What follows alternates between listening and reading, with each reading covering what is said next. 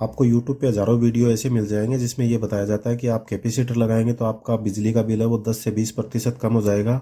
और ये भी बताया जाता है कि आप अगर पावर सेविंग डिवाइस का यूज़ करेंगे तो आपका बिजली का बिल आधा हो जाएगा। और बहुत सारे लोग पावर सेविंग डिवाइस घर घर में ले जाके बेचते हैं और वो बताते हैं कि इस डिवाइस को लगाने से आपका बिजली का बिल आधा हो जाएगा या फिर 25% कम हो जाएगा। तो क्या सही में कैपेसिटर और पावर सेविंग डिवाइस लगाने से आपका बिजली का बिल कम होता है? तो इस वीडियो में हम इसी बात पे चर्चा करेंगे। नमस्कार साथियों, स्वागत है आपका मेरे YouTube channel electric guide and tips पर। साथियों, इस वीडियो में हम पावर सेविंग डिवाइस और कैपेसिटर लगाने से बिजली का बिल कम होगा कि नहीं होगा, इस टॉपिक पे बात करने वाले हैं। दोस्तों, हम जो इलेक्ट्रिसिटी घर में यूज़ करते हैं तो उसके बिल का कैलकुलेशन होता है वो यूनिट में किया जाता है।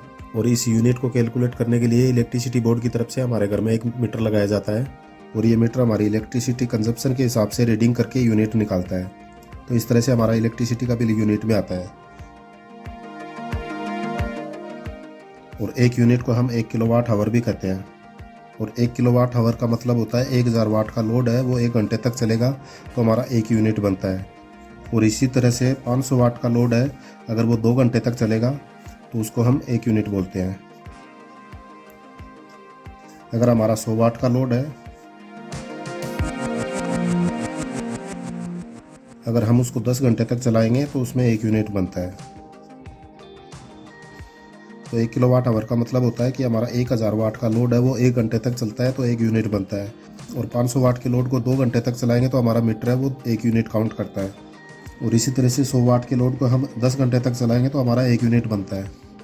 तो दोस्तों, हमारा जो इलेक्ट्रिसिटी का बिल होता है वो यूनिट के हिसाब से आता है और यूनिट को हमारी एक फिक्स रेट के हिसाब से उसको कैलकुलेट किया जाता है। और ये जो रेट होती है वो हर स्टेट की अलग अलग पाई जाती है। तो इस तरह से हमारा जो इलेक्ट्रिसिटी का बिल होता है वो हमारे घरों में आता है।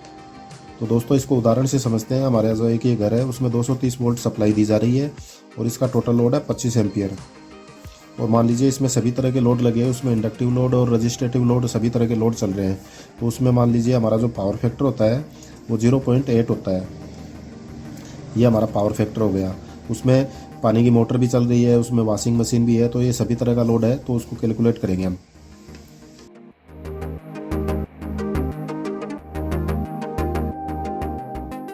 तो दोस्तों, हमारा सिंगल फेस का पावर का फार्मूला होता है वोल्टेज गुणा एम्पियर गुणा पावर फैक्टर।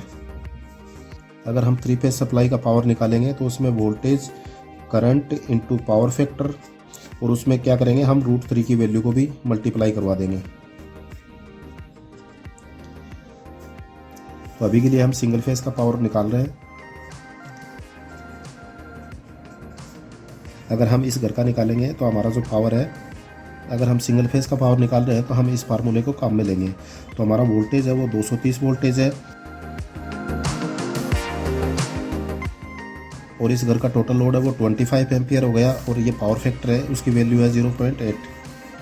तो इसका जो कैलकुलेशन आएगा,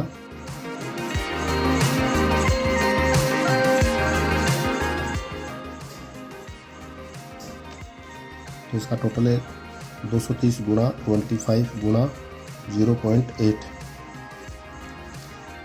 तो ये हमारे हो गए 4600 वाट।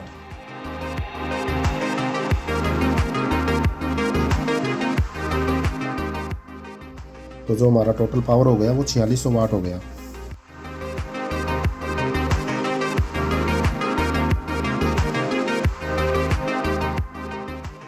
अगर हम इसको यूनिट में बदलेंगे तो क्या करेंगे, इसमें 1000 वाट का भाग लगा देंगे, वो 4.60, तो ये हमारा यूनिट हो गया।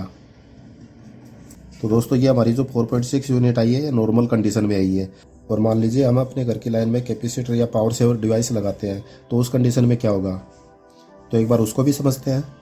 तो दोस्तों, हम कैपेसिटर क्यों लगाते हैं, तो कैपेसिटर लगाने से जो हमारा पावर फैक्टर होता है वो इम्प्रूव होता है। दोस्तों, पावर फैक्टर पर डिटेल से जानकारी चाहिए तो उसके लिए मैंने एक अलग से वीडियो बना रखा है, उस वीडियो का डिस्क्रिप्शन में लिंक दे दूंगा, वहाँ पे आप जाके देख सकते हो।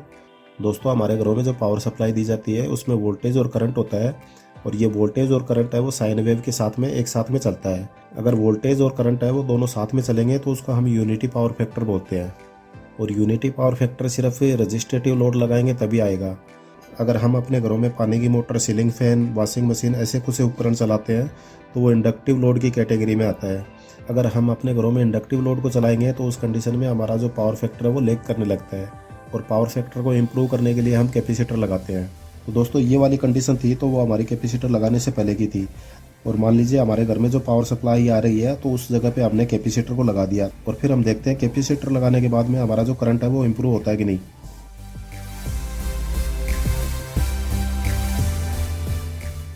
और करंट की वैल्यू निकालने के लिए हमारे पास में ये फार्मूला होता है। तो इस फार्मूले से हमारा जो टोटल वाट है वो 4600 वाट है और हमारा वोल्टेज है वो 230। और हमने जब कैपेसिटर लगाया तो हमारा पावर फैक्टर है वो इम्प्रूव होके 0.9 मान लीजिए उसको। तो इसको एक बार मल्टीप्लाई करके देखते हैं। तो 230 मल्टीप्लाई 0.9। तो दोस्तों ये हमारी वैल्यू आ रही है 207।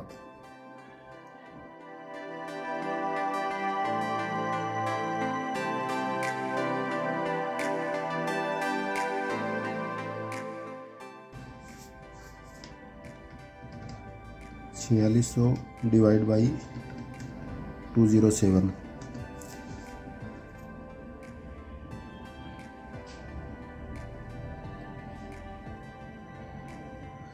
तो दोस्तों आप यहाँ पे देख सकते हो ये हमारा जो एम्पियर है वो 22.222 आ रहा है।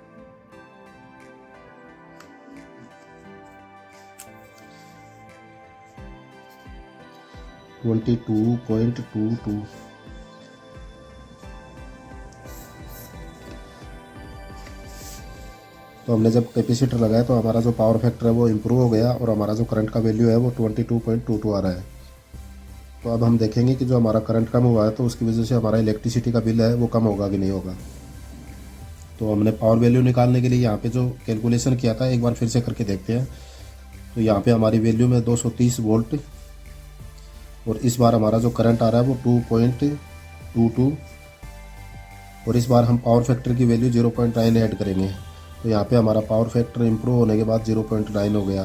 तो इसको मल्टीप्लाई करते हैं।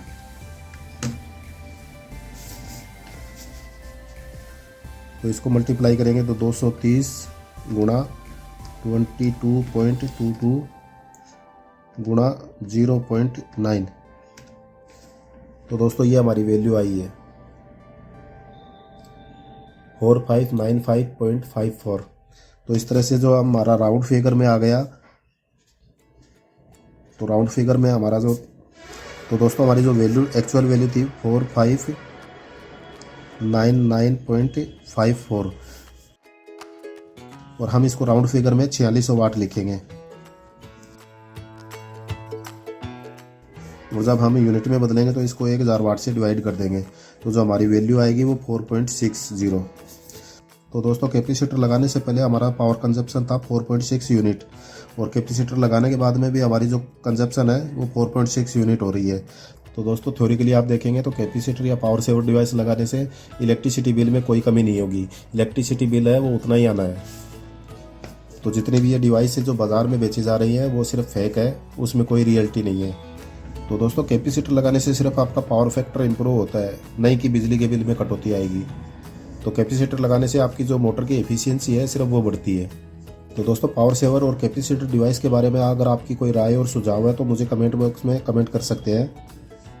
अगर आपको ये वीडियो पसंद आया तो वीडियो को लाइक कीजिए। अगर आप चैनल पे नए हैं तो चैनल को सब्सक्राइब कीजिए और पास में बने बेल आइकन पे ऑल पे क्लिक कर दीजिए ताकि इस चैनल पे अपलोड होने वाले वीडियो के नोटिफिकेशन आपको मिलते रहे। मिलते हैं दोस्तों अगले वीडियो में नई जानकारी के साथ। वीडियो पूरा देखने के लिए धन्यवाद।